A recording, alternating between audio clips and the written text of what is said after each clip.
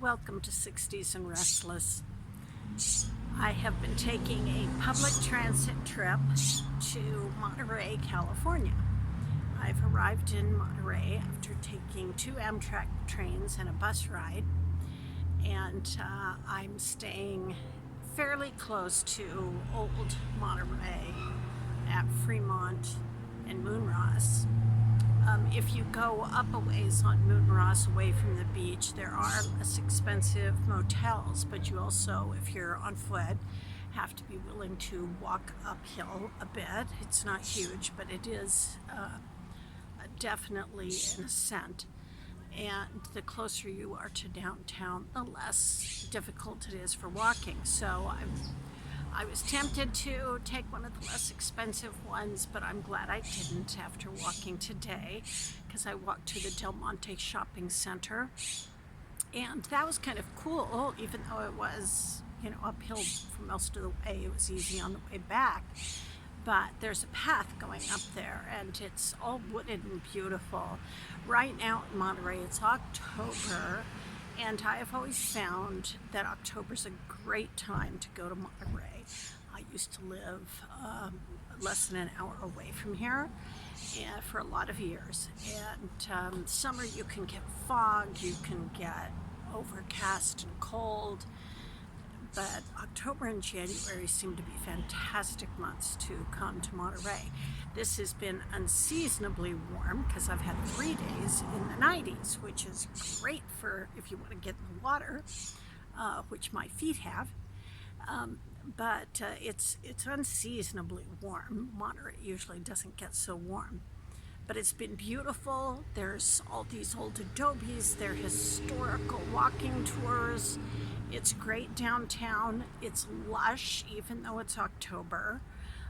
You do see some vines and things turning colors, but mostly it's floribunda everywhere, so it's really pretty here. I would advise that you, if any kind of massive amount of walking would deter you from trying a public transit trip, that you'd probably want a hotel just right at the beach. And those are more expensive. The one I've got is, probably 3 long blocks from the beach, and it's just fine for me. And I went to walk to Lover's Point and back yesterday, sans Lover, and that's just under 6 miles to do round trip to Lover's Point. There's closer beaches, but I love that beach, and there's beautiful homes to see that are on the edge of the road that runs along the beach. Monterey has a fantastic path, bike, scooter, walk trail that goes up and down the coast, and so it's really great walking, pedestrian friendly place to visit. And of course there's restaurants and coffee shops and snack places all along everything, so there's nothing lacking there.